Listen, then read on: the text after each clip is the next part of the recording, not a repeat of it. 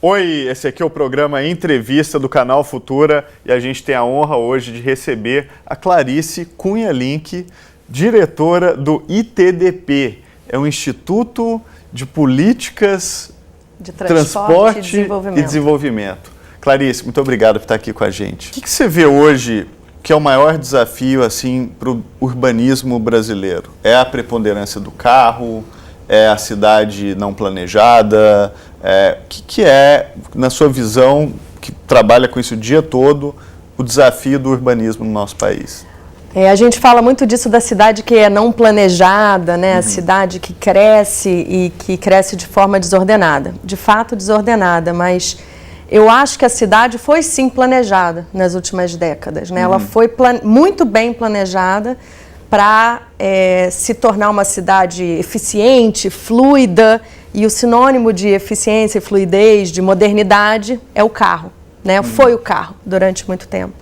Então as cidades foram sendo cada vez mais reajustadas, reorganizadas, repensadas para acomodar o carro, para acomodar a velocidade do carro, para acomodar um volume crescente de carros, né? Então, para todo carro há duas vagas, né? Numa origem e num destino.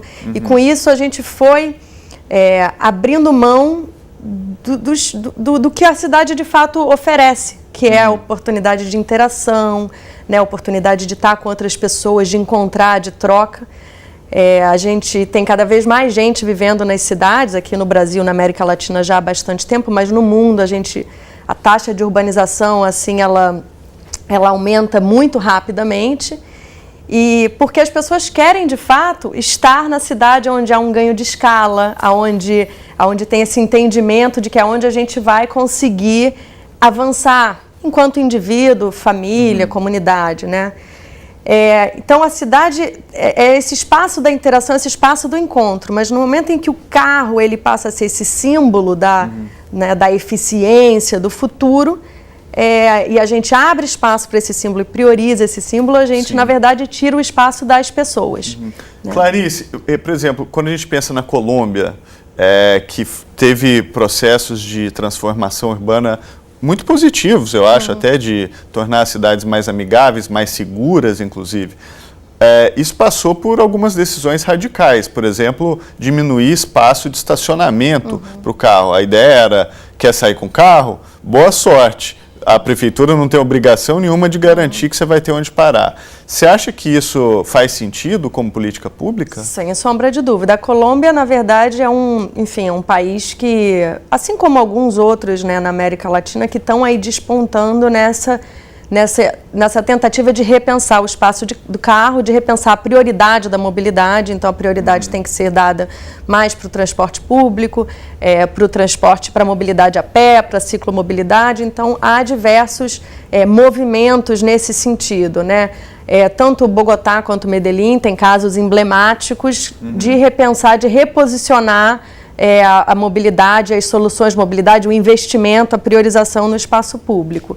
Então, acho que esse é um caminho fundamental, é um caminho que exige muita negociação, é um caminho muito disputado, né? Aqui no Brasil, que a gente tem a indústria automobilística forte, todas as políticas econômicas e de desoneração que a gente teve na última década, principalmente, incentivou muito a venda de carro, a compra de carro no mercado doméstico, né? Então, foi, na verdade, uma briga de titãs que a gente tem até no âmbito nacional, que a gente tem a Política Nacional da Mobilidade Urbana, que prioriza o transporte público, mobilidade a pé, o ciclista, em detrimento do carro, e, ao mesmo tempo, essa política econômica que incentivou tanta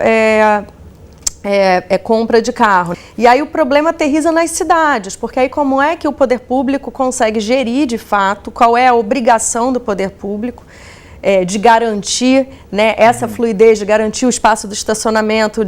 Então, existe uma falha grande até de visão de cidade, e aí em todas as esferas, né, essa visão tem que estar compactuada com o governo federal e tem que estar compactuada também com o poder privado, com a sociedade civil, com outros setores, né, para que a gente consiga avançar. Então, na Colômbia, tirar a vaga de carro foi, de fato, um movimento fundamental e é um movimento que a gente precisa conseguir emplacar aqui. É isso que eu ia te perguntar. Qual que é a política disso? Porque quem representa o carro é muito claro, né? E é um setor super bem organizado. Agora, quem é que representa o pedestre? Quais são os atores, as forças políticas?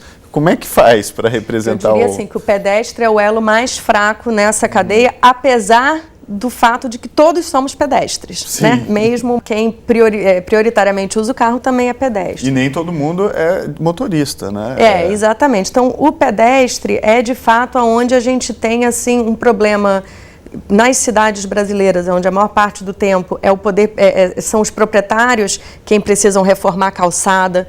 Não tem investimento para calçada, então até existe um movimento de municipalização da calçada, né? Então só as vias principais geralmente são responsabilidade do poder público.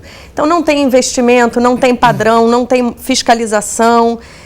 E o próprio movimento da sociedade civil, eu diria que nesses últimos anos começa a despontar uma série de movimentos olhando para a questão do pedestre. Corrida Amiga, Cidade a Pé, são organizações, muitas de São Paulo, mas outras cidades também que começam, diferente do cicloativismo, que já vem há algum tempo com fôlego, maior capacidade de articulação e de negociação mesmo com o poder público.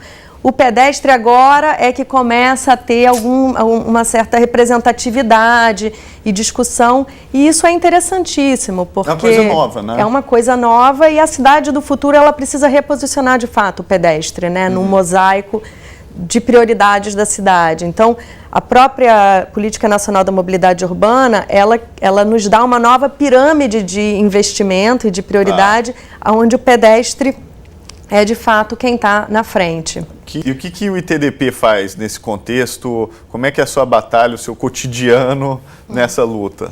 O ITDP é uma organização internacional, a sede fica em Nova York, mas a gente tem escritório em diversos países, né?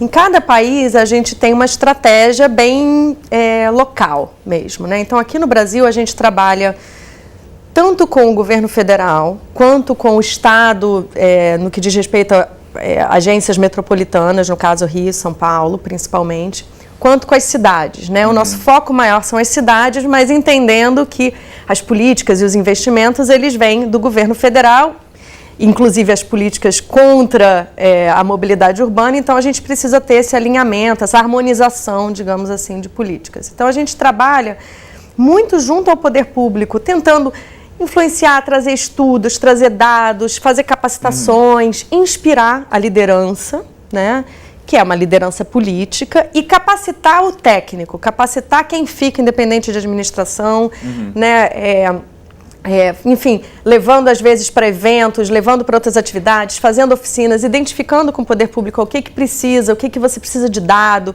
onde é que a gente pode colaborar, que ponte que a gente pode fazer com a academia, enfim, com outros setores. Então, a gente trabalha aqui no Brasil, Rio, São Paulo, Recife, Belo Horizonte. São muitas cidades.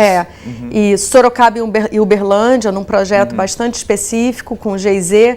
Então, o nosso objetivo é trabalhar com o setor público, mas também e cada vez mais capacitar a sociedade civil, né? Entendendo que, principalmente nesse contexto de crise institucional que a gente está, e entendendo que a gente tem que avançar de forma mais incisiva e comprometida com a democracia participativa, a gente precisa ter, de fato, organizações, grupos, movimentos da sociedade civil que estejam capacitados e equipados para discutir mobilidade, né? E você teve vitórias nesses últimos anos?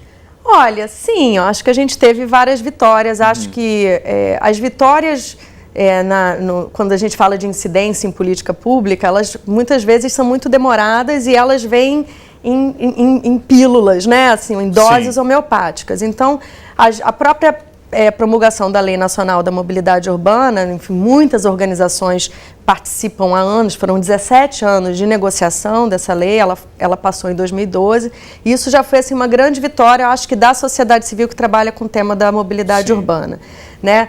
A partir daí, os trabalhos nos municípios, com elaboração de planos de mobilidade, revisões de planos diretores, revisões de legislações urbanísticas específicas que vão impactar na mobilidade urbana. Então, a gente vem continuamente trabalhando com esses municípios, né, pressionando e, às vezes, ajudando-os a avançar com isso. Então, Belo Horizonte tem o Observatório da Mobilidade Urbana, a gente faz parte, nós temos um protagonismo ali, definir indicadores para monitoramento, para acompanhamento, né? São Paulo, toda a rede que foi feita pela administração anterior de rede cicloviária, os 400 quilômetros que foram entregues pelo Haddad, a gente sempre teve junto ali, trabalhando junto. Aqui no Rio também, a rede que a gente tem até o momento, todas as redes são deficitárias, né? A gente sente que não é o suficiente ainda, mas tem um trabalho assim, fundamental de conseguir ir levando essa pauta adiante, de conseguir ir linkando essas pautas do transporte público, do pedestre, da mobilidade, do uso e ocupação do solo, né, das centralidades, do desenvolvimento econômico local, tudo isso faz parte da mesma receita.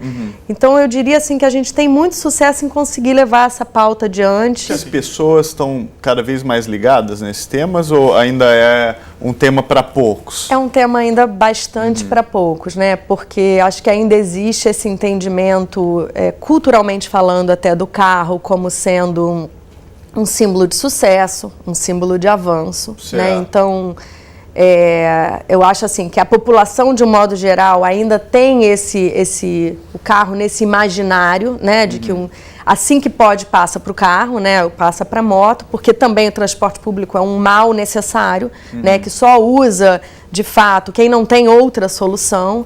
Então, existe ainda esse entendimento, essa briga pelo espaço do estacionamento, assim, mas é um direito adquirido que eu tenho de espaço, uma propriedade. Né? É uma privatização do espaço público, na verdade. Então, é um debate que ele tem uma dose muito técnica, né? E quando a gente explica as questões técnicas, os números, tal, fica claro, as pessoas entendem. Mas, para além disso, não é só uma coisa técnica, é um debate que exige uma visão, que exige o que é, de fato, que eu consigo ver lá à frente, né? E acho que a gente tem, no momento, uma dificuldade dessa visão, né? Eu acho que a gente passou aí por décadas, por muito tempo do ponto de vista político, muito amarrado, com a ditadura, então não dava para ter visão de futuro. Depois, né, enfim, toda a situação econômica do país por décadas, a gente não conseguia ter visão do futuro, a gente só precisava ali pagar as contas até o fim do mês, né?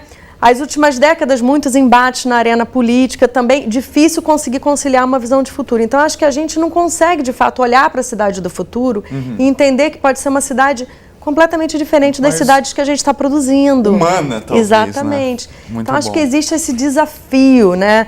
Vamos ousar nesse entendimento de futuro, pensar que o futuro pode sim ter muito menos carro na rua, a gente pode sim estar todo mundo compartilhando o espaço público, compartilhando o transporte público, a gente quer um futuro menos segregado, né, com menos desigualdade socioespacial, né, mas a gente ainda não conseguiu avançar, eu acho que enquanto sociedade, vamos pensar juntos esse futuro e construir esse futuro, né? E lembrando que as melhores cidades do mundo são aquelas que têm o melhor transporte público possível. Isso é bom para todo mundo. Clarice, muito obrigado, uma honra ter você aqui. Perdeu algum episódio? Vá no Futura Play, estão todos os episódios lá e acompanhe o programa Entrevista aqui no canal Futura. Muito obrigado. Obrigada Tchau, a você.